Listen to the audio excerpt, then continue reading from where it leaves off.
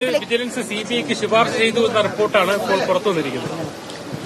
അങ്ങനെ ഒരു വാർത്ത ശരിയാണോ? ഞാൻ കരുതുന്നത് ആ വാർത്ത ശരിയല്ലെന്നാണ്.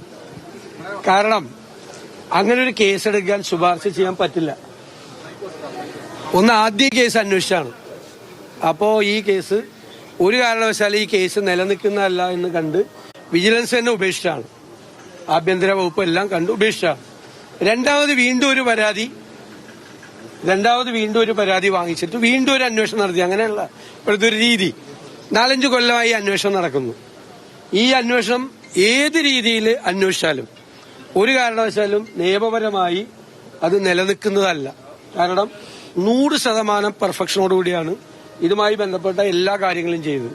അതുമായി ബന്ധപ്പെട്ട എല്ലാ കാര്യങ്ങളും എന്റെ കയ്യിലുണ്ട്.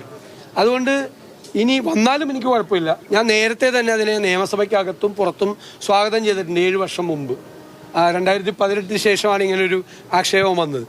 അന്ന് തന്നെ പറഞ്ഞിട്ടുണ്ട് ഏത് തരത്തിലുള്ള അന്വേഷണം നേരിടാന്ന് പറഞ്ഞു. ഈ അന്വേഷണമായിട്ടൊക്കെ ഞാൻ പൂർണ്ണമായി സഹകരിച്ചിട്ടുണ്ട്. എല്ലാവിധ തെളിവുകളും ഹാജരാക്കിയിട്ടുണ്ട്, എല്ലാ കാര്യങ്ങളും ഹാജരാക്കിയിട്ടുണ്ട്. അപ്പോൾ എനിക്ക് അറിയാവുന്നത് ഒരു കാരണവശാലും ഇത് നിയമപരമായി നിലനിൽക്കുന്നതല്ല. ഇപ്പം തെരഞ്ഞെടുപ്പ് പ്രഖ്യാപിക്കാൻ പോവാണ് മാർച്ച് ഫസ്റ്റ് വീക്കിൽ. അപ്പം ജനുവരിയിൽ എനിക്കെതിരെ ഒരു കേസ് ആയിക്കോട്ടെ എന്ന് വിചാരിച്ചാൽ എനിക്ക് യാതൊരു വിരോധമില്ല. ഞാനതിനെ രാഷ്ട്രീയമായി നേരിടും. അല്ലാതെ കേസാണെങ്കിൽ നിയമപരമായി അതിനെ നേരിടും. ഒരു ബുദ്ധിമുട്ടും ആ കാര്യത്തിലില്ല. പിന്നെ പണ്ട് ഉമ്മൻചാണ്ടി സാറിനെതിരായിട്ടും രമേശ് ചെന്നിത്തലയ്ക്കെതിരായിട്ടും ഒക്കെ ഇതുപോലത്തെ CBI കേസ് കൊണ്ടുവന്നാണ്. CBI ശുപാർശ അതുപോലെ കൊണ്ടുവരാൻ വരുവാണെങ്കിൽ ഞാൻ അതിനെ അങ്ങനെ നേരിടും. ഇത് ഒരു കാരണവശാലും നിലനിൽക്കുന്ന ഒരു കേസല്ല. FCRA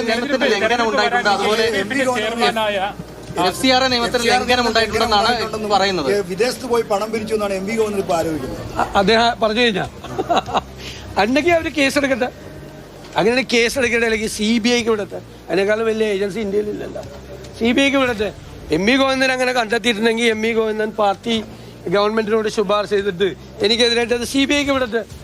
ഞാൻ വിദേശത്ത് പോയി പണം പിരിച്ചിട്ടുണ്ടെന്ന് MP ഗോവിന്ദനാണ് കണ്ടെത്തി, വിജിലൻസ് അല്ല. MP ഗോവിന്ദൻ കണ്ടെത്തിയിട്ടുണ്ടെങ്കിൽ പോകട്ടെ. ആ വിജിലൻസിന്റെ ഒക്കെ റിപ്പോർട്ടൊക്കെ ഒന്ന് വായിച്ചു നോക്കാൻ പറ. അന്വേഷണം നടത്തിയേക്കുന്ന ഉദ്യോഗസ്ഥന്മാർ എഴുതി കൊടുക്കുന്ന റിപ്പോർട്ടൊന്ന് വായിച്ചു നോക്കാൻ പറ MP ഗോവിന്ദനോട്. ഇതൊക്കെ ഞാനും അറിയുമല്ലോ.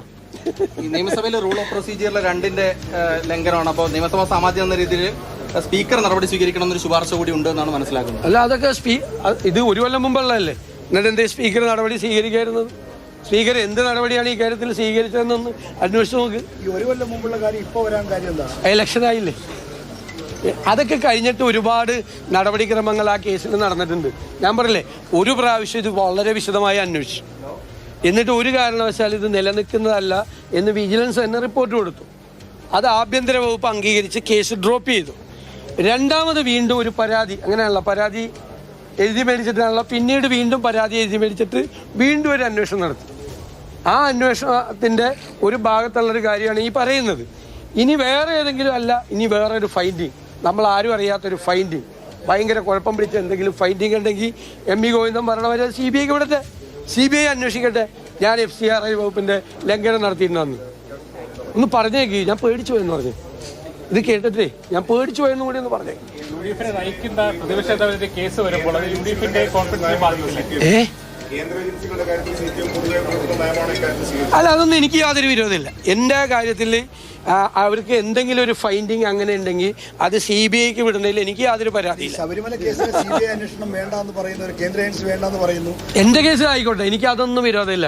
ഞാൻ ആ ചോദ്യമൊന്നും ചോദിക്കുന്നില്ല. ആ ചോദ്യത്തിൻ്റെ ഒക്കെ അർത്ഥം എനിക്കിത് CBIക്ക് വിട്ടാൽ പേടിയെന്നാവും എൻ്റെ അർത്ഥം. അവർ ഒരു കേസും CBIയെ കൊണ്ട് അംഗീകരിക്കില്ലെങ്കിൽ എൻ്റെ കേസ് വിട്ടോ, CBIക്ക് വിട്ടോ. ഉമ്മൻചാണ്ടിയുടെ സാറിൻ്റെ കേസ് വിട്ടതല്ലേ, അതുപോലെ എൻ്റെ കേസ് വിട്ടോ, എനിക്കൊരു വിരോധമില്ല. ഞാൻ റെഡിയാണ്. അതാണ് ഞാൻ ഇതിന്റെ ഒരു ടൈമിംഗ് നോക്കണം. ഈ വാർത്ത കൊടുത്തവരോടാണ് ഞാൻ പറഞ്ഞത്. ഈ വാർത്ത ഈ ചാനലുകൾക്ക് കൊടുത്ത ചാനലുകളോടല്ല. അവർക്ക് വാർത്ത കിട്ടിയാൽ കൊടുക്കാതിരിക്കാൻ പറ്റും. പ്രത്യേകിച്ച് പ്രതിപക്ഷ നേതാവിനെതിരെ CBI അന്വേഷണം എന്ന് പറഞ്ഞാൽ ഭയങ്കര വാർത്തയല്ലേ. അത് കൊടുത്തവരോടൊന്ന് പറഞ്ഞാൽ മതി. ഞാൻ പേടിച്ചു പോയെന്ന്, ഭയങ്കരമായിട്ട് പേടിച്ചിരിക്കുകയെന്ന് പറഞ്ഞാൽ ഞാൻ പറഞ്ഞത്.